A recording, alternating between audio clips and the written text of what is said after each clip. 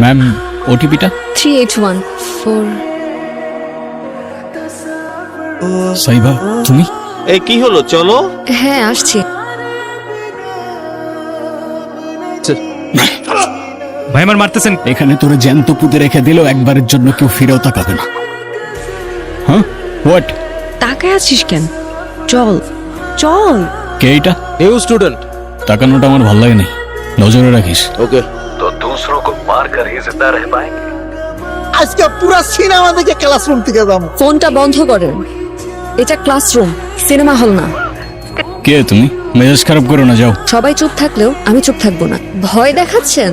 এই মেয়ে মানুষের এই এক প্রবলেম, সেম কথা বারবার রিপিট করতে থাকে। সরি ও বুঝতে পারেনি। এই চল তো। তো বুঝতে না পারলে বুঝাও। দেখতেছে তো, দেখুক দেখুক। আরে ওটা কি লিখছো? একটু সামনে না। স্যার, সালমান ঋতুর খাতা কপি করছে। সালমান, তুমি ওরটা কপি করতেছো? না স্যার, ওই একটু দেখছিলাম জাস্ট, আর দেখবো না স্যার। এক্ষুনি বের হয়ে যাও।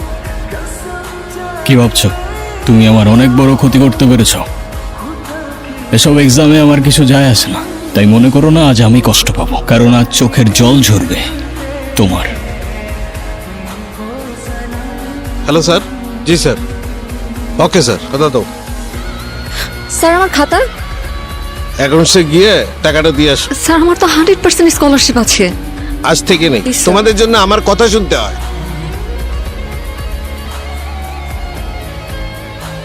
বলেছিলাম তো আজকে চোখের জল ঝরবে তোমার। কি ক্ষতি করেছিলাম তোমার আমি? এখন এসব ন্যাকা মার্কা ডায়লগ মারতে যাও না অ্যাটলিস্ট। ভাগ্যের কি নির্মম পরিহাস, তাই না? সেদিন আমার জন্য ওর চোখে জল ছিল, আর আজ ওর জন্য আমার। হ্যালো, কে বলছেন? সাইবা আমি আমি কে? আমি সালমান। এতদিন পর ওর আমার সাথে কথা বলার ইচ্ছা হচ্ছে না। হয়তো আমার জন্য ওর জীবনে এমন ক্ষতি হয়েছিল যেটা এত বছরে ও কাটিয়ে উঠতে পারেনি। আর লেখাপড়া করে কি হবে? এত কষ্ট করে স্কলারশিপটা ম্যানেজ করে দিলাম, আমার কপালেরই দোষ। আমার মরে গেলেই বোধহয় ভালো হতো। বাবা এসব বলো না প্লিজ। তোকে নিয়ে আমার সব আশা শেষ হয়ে গেল।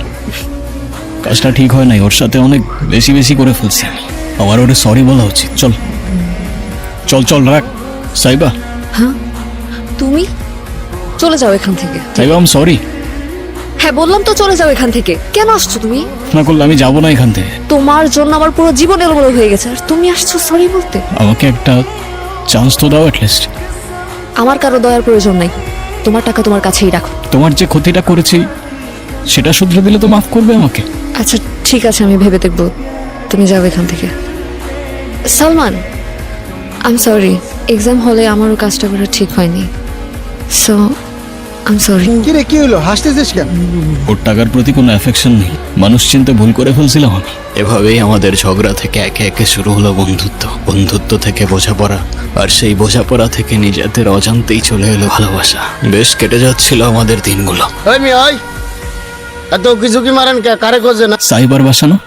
আপনি কি চান সেইটা কর। আচ্ছা আপনি গিয়ে আমার নাম বলেন, সালমান, দেখবেন ও ঠিক চিনবে। আচ্ছা ঠিক আছে।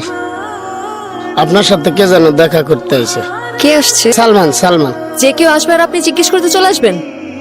যান এখান থেকে। কি বলছে ভাই? ওরে মিয়া, আপনি সকাল সকাল আমার ঝাড়ি খাওয়াইলেন, এ তো কইলে আপনারা চেনেই না। যান ভাই ভাই যান, ভাই 5টা মিনিট ভাই, একটু দেখা করি ভাই। দেখা করতে দেওয়া যাবে না, যান।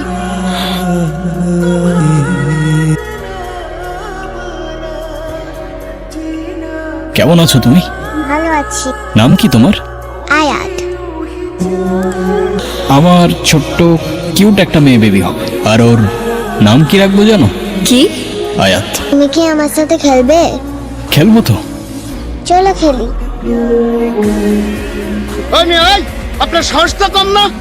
আপনি আবার এখানে আসছেন? আপনার আজকে আর কিছু- পুলিশে দেবো, কোনো ছাড়াছাড়ি নাই। চলো আর চলো। থামেন, আমি ওনার সাথে কথা বলছি, আপনি যান।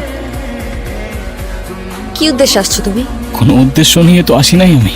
সাইবা, আমি তোমাকে কত খুঁজছি, কোথায় কোথায় খুঁজি নাই আমি তোমাকে। আমি খুঁজতে বলেছিলাম তোমাকে? এত বছর পর কথা হচ্ছে আর তুমি এভাবে কথা বলতেছো আমার সাথে। আর কিভাবে কথা বলবো? হ্যাঁ আচ্ছা সাইবা, আমি কি এমন ভুল করছিলাম যে আমাকে এতগুলা বছরে মাফ করতে পারো নাই তুমি? দয়া করে আমার সামনেও আসবা না, যাও এখান থেকে। ভালোবাসা মানুষকে কাছে নিয়ে আসে, কিন্তু সেই ভালোবাসায় ঘৃণা চলে এলে এর থেকে বাজে ফিলিংস হয়তো এই দুনিয়াতে নেই। সেদিনের পর থেকে আমার জন্য ওর মনে শুধুমাত্র ঘৃণা রয়ে গেছে। কিন্তু সেদিন কি হয়েছিল সেদিন? আমি তোমার কি ক্ষতি করেছিলাম সালমান? কি বলতেছো তুমি? আমি কিছু বুঝতে পারতেছি না। আমার বাবার ফাইলটা আটকে ফেলেছে, মা হসপিটালে ভর্তি। আমি বাবার সাথে কথা বলতেছি, ঠিক আছে? পাপা, তুমি এটা কি আমি আবার কি করেছি? তুমি সাইবার বাবার অফিসের ফাইলটা আটকায় দাও নাই? আমার যেটা ভালো মনে হয়েছে আমি সেটা করেছি। তুমি আমার লাইফটা শেষ করে দিতেছো। তোমার লাইফ আমি শেষ করছি না, ওই মেয়েটা শেষ করছে। মেয়েটা সম্পর্কে আমি সব শুনেছি, ঋতু আমাকে সব বলেছে। আমাদের ডিপার্টমেন্টের নতুন মেয়েটা আছে না, সাবিহা, সাবিহাই ওকে ফাঁসিয়েছে। মেয়েটার ক্যারেক্টার খুব খারাপ আঙ্কেল, জামার মতো বয়ফ্রেন্ড চেঞ্জ করে, টাকার জন্য সবকিছু করতে পারে। বাবা, তুমি কিছু করার আগে আমাকে একটাবার জিজ্ঞাসা করার প্রয়োজন মনে করলো না? তুমি তো নিজের মধ্যেই থাকো না। আমি ওকে ভালোবাসি বাবা। এরকম মেয়ের সাথে সম্পর্ক হতে পারে না। ওর বাবার অফিসে কল দাও, ফাইলটা রিলিজ করতে বলো। প্রশ্নই আসে না, তুমি হাজারবার বললেও তো আমি সেটা করবো না। যেহেতু ওর বাবার পেনশনের টাকাটা তুমি আটকে রাখছো, ওর বাবার পেনশনের টাকাটা তোমার থেকেই যাবে পাপা। সালমান, সালমান! আঙ্কেল, আঙ্কেল এই নিন টাকা। না আন্টি, কিচ্ছু হবে না। এই টাকার আমাদের এখন আর দরকার নেই। আঙ্কেল, সাইবা, কিছু বলতেছো না কেন? সালমান, তুমি? প্রবলেম কি তোমার? তুই পাপাকে এসব কেন বলছিস? আই এম সরি সালমান, আমি অনেক আগে থেকেই তোমাকে ভালোবাসি। সাইব আসার পর থেকে ওকে তোমার আশেপাশে আমার সহ্য হচ্ছিল। আমি শুধু তোমাকে চেয়েছিলাম, আমি বুঝতে পারিনি। তোমার ভুলের কারণে আজকে সাইবার মা আজকে নাই। কি আর বলবো তোমাকে আমি সাইবার খোঁজ অনেক করেছি, ভার্সিটি, ওর বাসায়, কিন্তু কোথাও আমি ওকে খুঁজে পাইনি।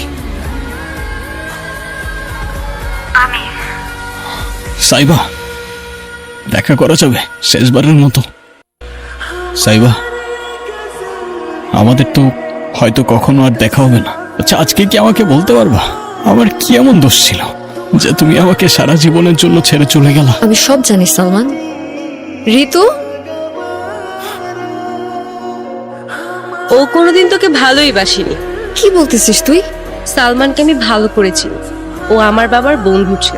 ও ওর বাবাকে বলেছে তোর বাবার পেনশনের টাকা যেন আটকে দেয়। ও ভার্সিটিতে অনেক মেয়ের লাইফ নষ্ট করছে, এমনকি আমারও। তাহলে ঋতু তোমাকে এসব বলেছে আর তুমি সব বিশ্বাস করে নিয়েছো? হ্যাঁ, ও আমার বেস্ট ফ্রেন্ড ছিল, এখনো আছে। ভালোই করেছো আমাকে ছেড়ে গিয়ে। আর আশা করি আজকের পর থেকে তুমি আর আমাকে ডিস্টার্ব করবে না।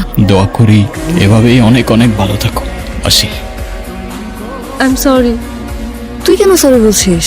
আমি জানি তোমার উপর কোনো প্রতিশোধ তো নেব না আমি, কিন্তু তোমায় আমি কখনো মাফ করব না।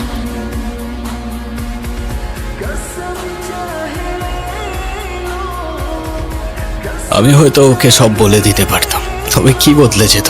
না তো আমি ওর জীবনে ফিরে যেতে পারতাম, আর না ওর জীবনটা আরো সুন্দর করতে পারতাম। বরং নষ্ট হতো ওর বন্ধুত্ব, বাকি জীবনটা কষ্টে পার করতো, আফসোসে পার করতো। প্রত্যেকটা মানুষই তো কারো না কারো গল্পের ভিলেন হয়ে থাকে। আমি না হয় ওর গল্পের হয়ে থাকলাম। তবে সময়ের সাথে বদলে যায় ভালোবাসা, সম্পর্ক, অনুভূতি।